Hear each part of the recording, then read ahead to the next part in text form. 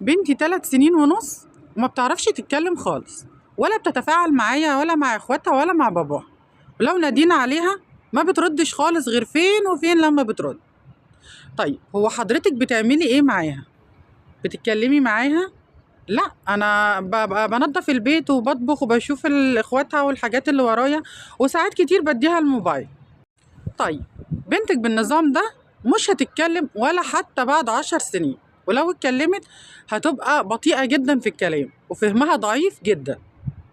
انت عارفة انا بقول ان انت تكلمي الطفل من عمر كام؟ من عمر شهرين.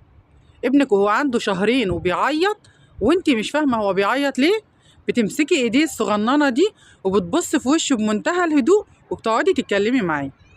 اتكلم معايا، اقول له ايه يعني؟ بتتكلمي معاه كلمات خفيفة، يعني تقولي له تعرف تقول ماما؟ قول ماما. هتلاقي الطفل بدل ما كان بيعيط ومنهار ابتدى يركز معاكي. ابنك من العمر ده خلاص بيبقى فهم وعارف ان في حد متواصل معاه، بقى في حد فاهم هو عايز ايه. في الوقت ده بيشعر بالامان، والرابط بينكم بيتبني وبيقوى من اللحظة دي. من عمر شهرين، من عمر شهرين. حضرتك المطلوب منك ان انت تتكلمي مع بنتك كتير قوي. ممنوع بنتك تمسك الموبايل خالص، وممنوع اخواتها يمسكوه قدامها، لان الاطفال بطبيعتهم ان هم بيحبوا التقليد. وايه كمان؟ وخرجيها معاكي كتير. وايه كمان؟ وجيبي لها كراسه وقلم واكتبي قدامها، قولي لها يلا نكتب واكتبي قدامها. هي معقول هتعرف تكتب؟ لا، هي مش هتعرف تكتب، ومش هو ده المطلوب.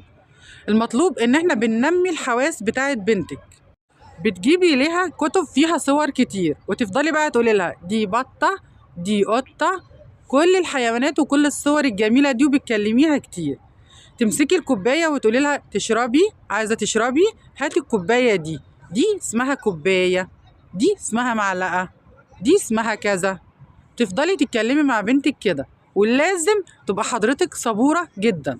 لو فضلتي ماشية مع بنتك على النظام ده أسبوع واحد، انت لوحدك هتحسي بالفرق. خليكي دايما فاكرة ان سبب عصبية أطفالنا هي استخدام الشاشات لفترة طويلة.